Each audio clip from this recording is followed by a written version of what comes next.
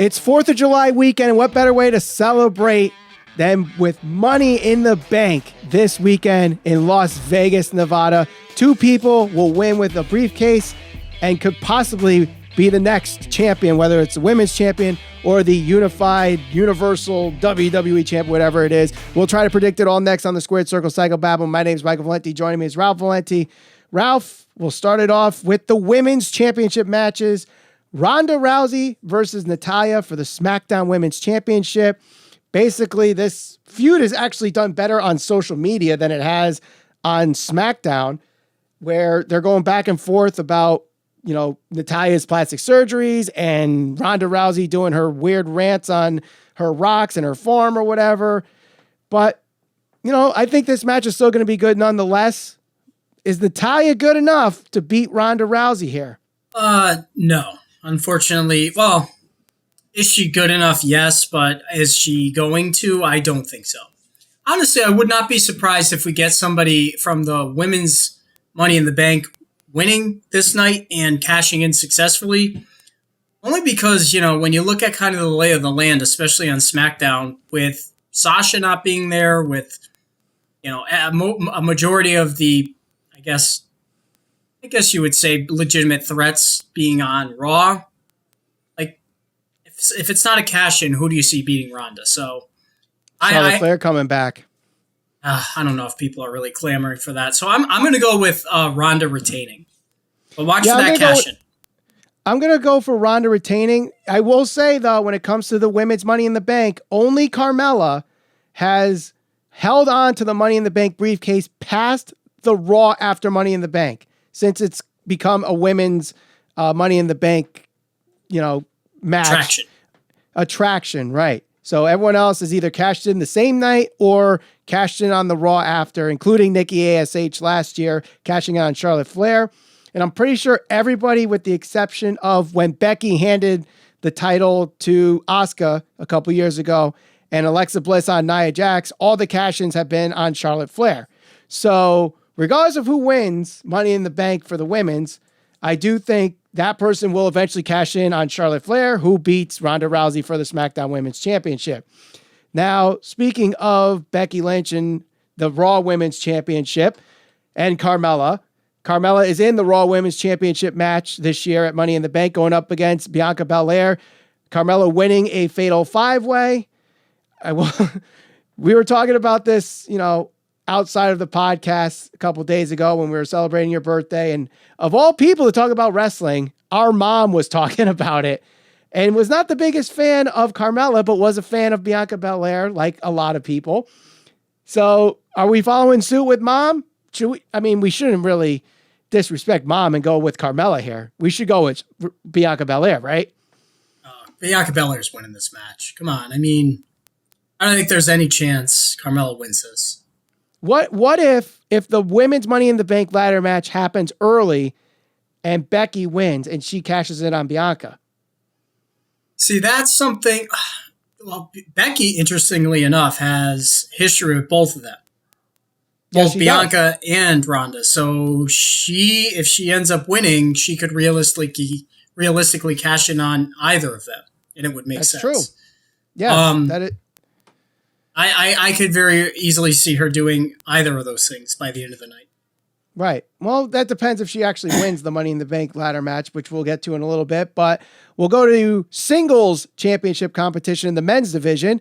The WWE United States Championship is on the line as Theory goes up against Bobby Lashley.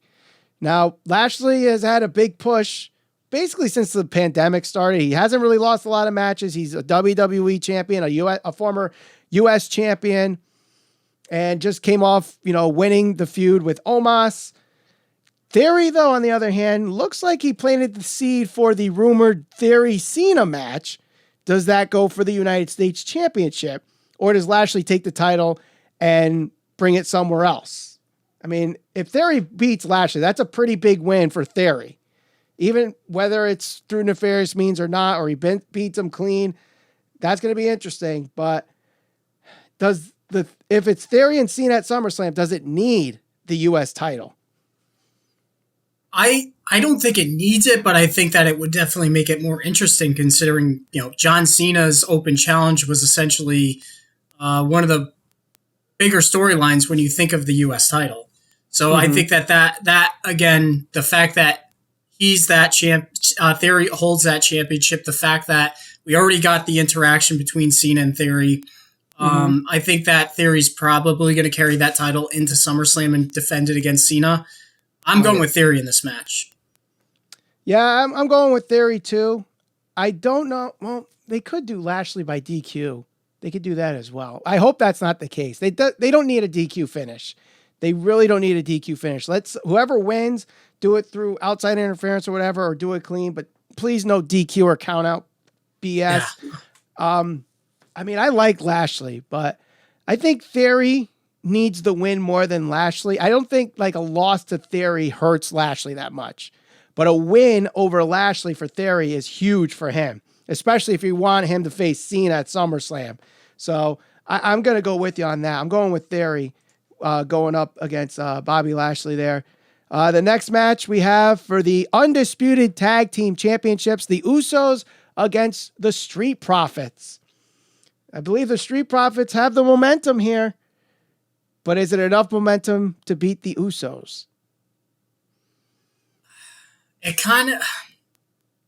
This is where it gets tough to predict because it's like, all right, well, do you want them to take the titles off the Usos, who's obviously associated with Roman Reigns? He's having his historic run. I kind of feel like Montez Ford can do quite a bit as far as singles competition.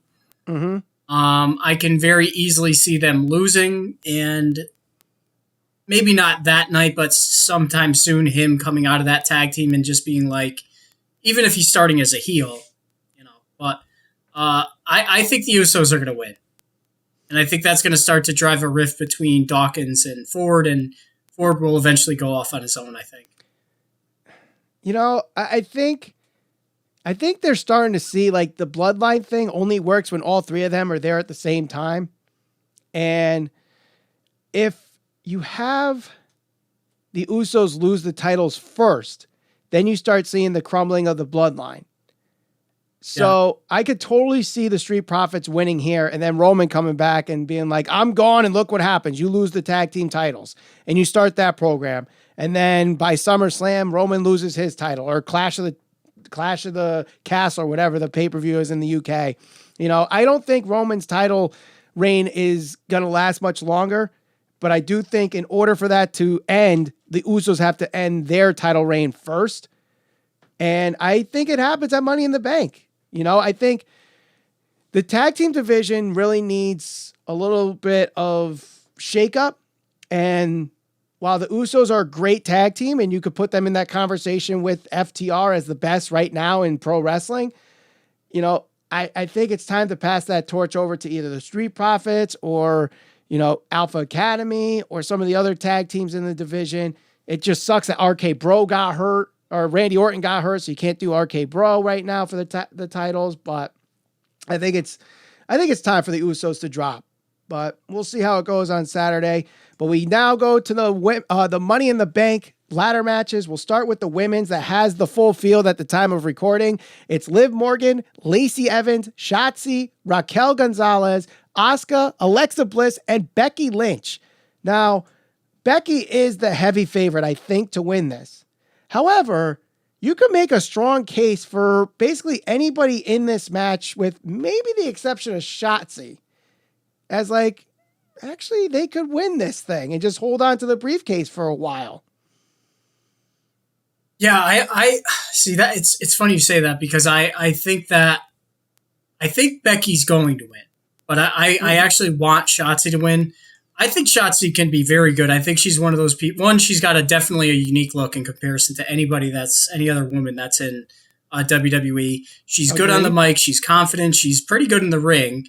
The problem is they're pushing Becky Lynch so hard, and the fact that she has history with the two champions, I think the writing's on the wall. I think Becky's going to win. I would like to see Shotzi win, though. See, the thing though with Becky is they're basically writing the story for her is like she can win it, but then something happens and she loses it. I could totally see that happening in this Money in the Bank match where like all the cards are finally falling into place. She's up there at the ladder. Then all of a sudden something happens. Someone, grabs her foot and then sneaks up and someone else grabs a briefcase and she loses. And then that just creates that downward spiral even more because I think Becky and Bianca, you could still do that match without the briefcase getting cashed in. Why not give it to someone else? Tell that story with Becky, getting screwed over yet again. And then, someone on SmackDown takes that briefcase or even someone on Raw, the other ones that are in Raw, and just have her go after Ronda or Charlotte Flair or whoever the SmackDown Women's Champion is at that point. They don't have to cash in the night after Money in the Bank, even though history has done that, right. Right. But, they're pushing Gonzalez pretty hard right now. They did all that work with Lacey Evans. Asuka's kind of in that upper mid-card main event spot in Raw's women's division right now. Liv Morgan is, the underdog in the division that everyone's rooting for. You got Alexa Bliss, who just came back from injury. She already won it once before. Can she be a 2-time winner? And then, like you said, Shotzi even could be a dark horse and end up winning this thing. So, I think it's not as easy as people are making it out to be that Becky's winning, but I actually will go against I'm going to go against the favorites here, and I will go with Liv Morgan to win Money in the Bank. Oof. You got to go with the underdog. I think the fans would, really react to that and give a big positive pop, just like Big E got last year. I think Liv winning it this year will help, and it would really help the women's division, I think. Especially on SmackDown. If she crosses over to SmackDown, they can use some, a few more bodies, although we're seeing them build up a little bit more on SmackDown and letting the stars happen on Raw. Who's going to do the talking? A promo? It's not a terrible promo. Oof. I don't know, man. I've been less than impressed. There's definitely worse on... Yeah, Ronda Rousey. So the thought of those two going back and forth is a bit of a problem, but... Well, we'll see, but it could be Becky Lynch, and she could cash in later on in the night. Who knows? But let's go with what I think is going to be the main event of this pay-per-view, unless Roman Reigns has a title match come out of nowhere on Friday, and that is the men's Money in the Bank. We have Seth Rollins, Drew McIntyre, Sheamus, Omos, Sami Zayn, Riddle, and then another spot to be determined. Has not been determined yet because it was supposed to be Kevin Owens versus either Ezekiel, Elias, or Elrod, but Kevin Owens refused to go to Texas because he hates that state, so the match didn't happen, and as far as I know, it has not been rescheduled, and that spot has yet to be filled. So regardless of who fills it, I don't think that spot's going to be won, unless Brock Lesnar comes out and does what he did at the 2019 Money in the Bank that we were at, Ralph. But I'm going to go, this one I think is a little bit easier to predict and go with Seth Rollins. There's two people in mind. Seth, I think, is my favorite, but I'm kind of leaning a little bit more towards Riddle after Monday.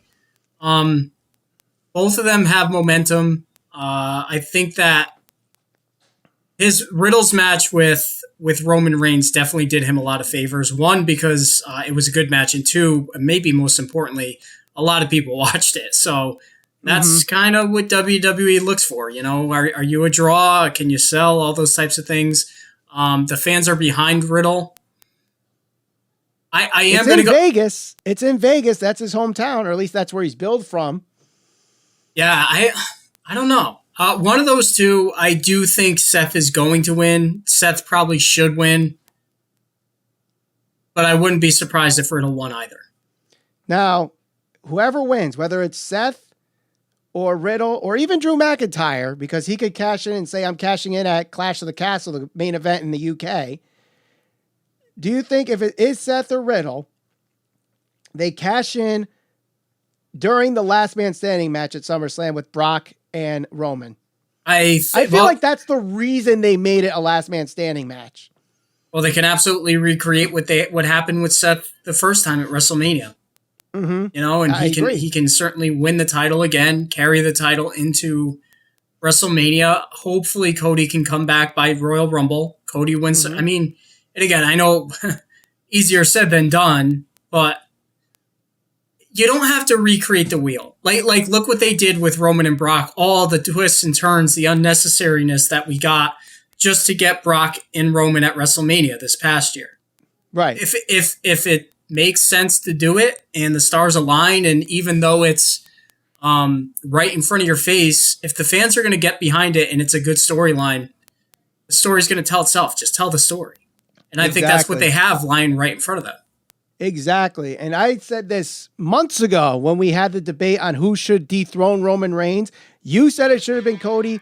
I said it should have been Seth Rollins. You can watch that conversation by clicking the thumbnail on the screen right now. Don't forget to subscribe. We'll see you on the next episode of the Squared Circle Psycho Babble.